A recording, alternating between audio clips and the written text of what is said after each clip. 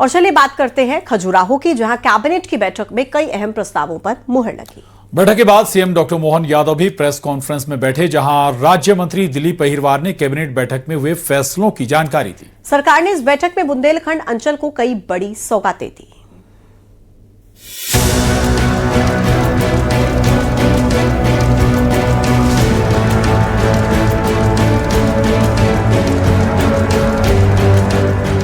मध्य प्रदेश की मोहन सरकार ने विश्व प्रसिद्ध खजुराहो में कैबिनेट की बैठक आयोजित कर इतिहास रच दिया। यूनेस्को विश्व धरोहर स्थल के परिसर में हुई इस बैठक में बुंदेलखंड के सर्वांगीण विकास और पर्यटन को बढ़ावा देने वाले कई महत्वपूर्ण प्रस्तावों पर मुहर लगाई गई। कैबिनेट की बैठक में कई अहम प्रस्तावों पर मुहर लगी है। बैठक के बाद सीएम डॉक्टर मोहन यादव भी प्रेस कॉन्फ्रेंस में बैठे, जहाँ राज्य मंत्री दिलीप अहिरवार ने कैबिनेट बैठक में हुए फैसलों की जानकारी दी। सरकार ने इस बैठक में बुंदेलखंड अंचल को कई बड़ी सौगातें दी है, जिसमें बुंदेलखंड में 4 नए मेडिकल कॉलेज शुरू होंगे। पन्ना, दमोह, कटनी, छतरपुर में मेडिकल कॉलेज अगले शैक्षणिक सत्र से शुरू करने की घोषणा की। 12 अस्पतालों को आधुनिक सुविधाओं से अपग्रेड करेंगे। मेडिकल कॉलेज के लिए आउटसोर्स पदों की स्वीकृति। दमोह, छतरपुर और बुधनी में पदों की स्वीकृति। 990 नियमित और 615 आउटसोर्स पदों की स्वीकृति। पिछड़ा वर्ग के 600 युवा जाएंगे जापान और जर्मनी। दमोह में झापड़ नाला माध्यम सिंचाई परियोजना को मंजूरी। सागर, छतरपुर और सागर दमोह के बीच 4 लेन सड़क। जनवरी में बोत्सवाना से 8 चीते मध्य प्रदेश लाए जाएंगे। इनके पद मंजूर कर दिए क्योंकि बिल्डिंग इनकी बन गई है। और इसी के साथ साथ हमारे पन्ना और कटनी के मेडिकल कॉलेज भी अगले साल प्रारंभ होंगे। अर्थात दमोह, पन्ना, साथ साथ हमारा कटनी, छतरपुर, ये 4 मेडिकल कॉलेज की सौगात हमारी अगले ही सत्र 6 महीने बाद यहीं इसी बुंदेलखंड की धरती पे देंगे।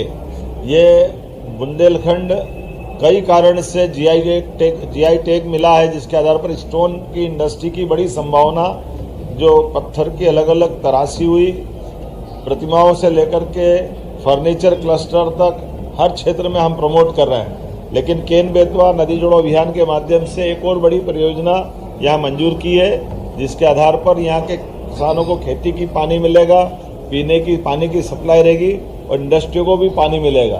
बताने के लिए तो बहुत कुछ है। एक राष्ट्रीय परियोजना के समानांतर 2 NH को जोड़ने वाला एक 4 लेन का नया प्रोजेक्ट भी हमने आज मंजूर किया है। खजुराहो में हुई MP कैबिनेट बैठक ने बुंदेलखंड के विकास पर बड़ा फोकस दिखाया है। बैठक में ऐसा इंडस्ट्रियल पैकेज पास हुआ है जो क्षेत्र में निवेश, रोजगार और बुनियादी ढांचे को नई दिशा देगा। Bureau report, news 18।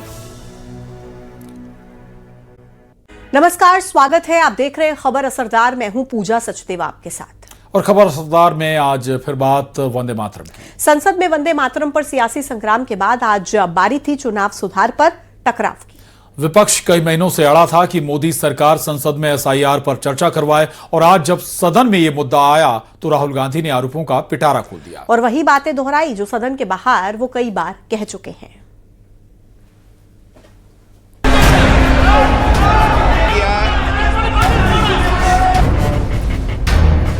जुबान लड़खड़ा रही थी, हमारा एक शब्द गलत था, हम समझ नहीं पाए। आज लोकसभा में उस मुद्दे पर चर्चा शुरू हो गई है जिस पर विपक्ष ने कई महीनों से सियासी बवाल मचाया हुआ है।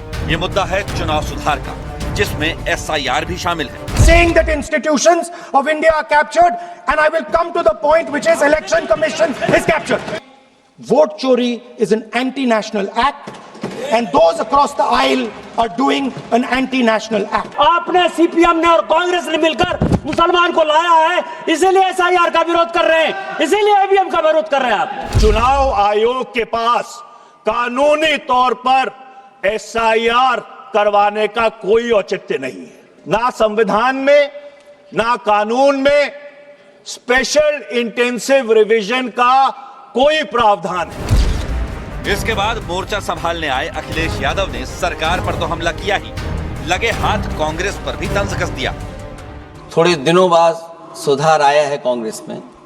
उन्होंने कहा, और अध्यक्ष महोदय मेरा भी सुझाव है कि इलेक्शन बैलेट पेपर से होना चाहिए, और मैं उम्मीद करता हूं कि इलेक्शन कमीशन भविष्य में फेयर काम करेगा। अरे आप EVM के बजाय आप बूथ लूटने का उपाय चाहते हैं। बैलेट जो था वो बूथ लूटने का हथकंडा था जिसको चुनाव आयोग ने हटा दिया गया और ये एक सही निर्णय था। चुनाव सुधार नहीं हो रहा है, चुनाव उजाड़ हो रहा है।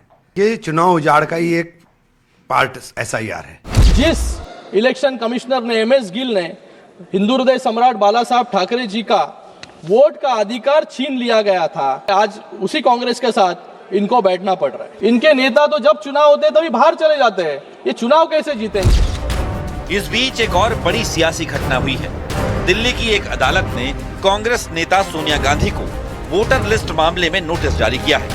आरोप है कि सोनिया गांधी भारत की नागरिकता लेने से पहले वोटर बन गई। साल 1980 में कथित रूप से उनका नाम वोटर लिस्ट में शामिल हुआ था, जबकि उन्हें भारतीय नागरिकता आधिकारिक तौर पर 30 अप्रैल 1983 को मिली। कोर्ट ने इस मामले में दिल्ली पुलिस से भी जवाब मांगा है।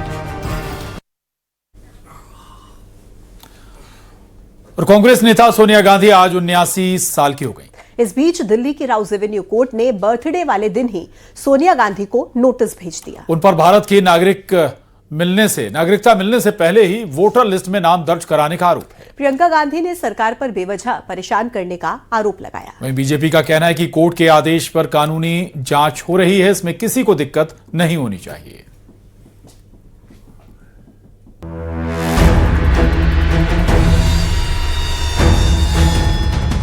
नागरिकता से पहले देश में वोटर बनने के मामले में कांग्रेस नेता सोनिया गांधी को कोर्ट ने नोटिस जारी किया। दिल्ली की राउज एवेन्यू कोर्ट ने नोटिस जारी करके सोनिया गांधी से मामले में उनका जवाब मांगा है। प्रियंका गांधी ने इस मामले पर कहा है कि सोनिया गांधी ने वोट तब डाला जब वो नागरिक बनी और उन्होंने पूरी उम्र देश की सेवा की है, इसलिए उन्हें बेवजह परेशान करना गलत है। पहले से उन्होंने वोटर लिस्ट वोट डाला है देश के अंदर। प्रमाण है उनके पास? बिल्कुल झूठ है, बिल्कुल झूठ है। उन्होंने वोट तब डाला जब वो सिटीजन बनी। प्रमाण दिखाएं। ये झूठ क्यों बोल रहे हैं लोग? आखिर क्यों? अब पता नहीं क्यों उनके पीछे पड़े हुए हैं। वो बेचारी 80 साल की होने वाली हैं, पूरी उम्र उन्होंने देश की सेवा की है, तो मतलब इस उम्र में तो छोड़ देना चाहिए।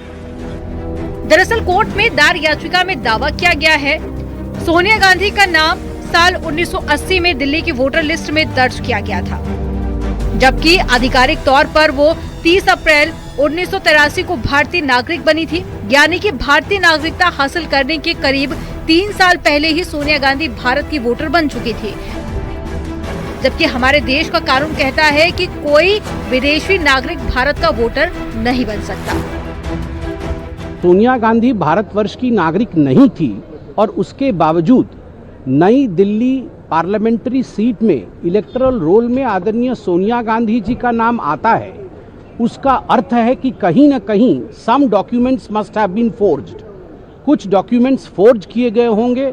नकली दस्तावेजों के आधार पर सोनिया जी भारत की नागरिक नहीं होने के बावजूद इलेक्टोरल रोल में उनका नाम आया था।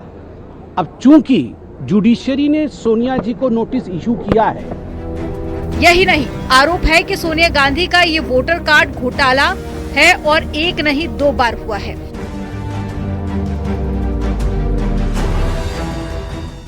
लॉयलिटी का सवाल है कि इतने बड़े परिवार के लोग और डुअल मेंबरशिप रहे, तो जांच का विषय है। 1980 में इटली की नागरिक होते हुए भी सोनिया के भारत का वोटर बन जाने को लेकर जबरदस्त विवाद हुआ।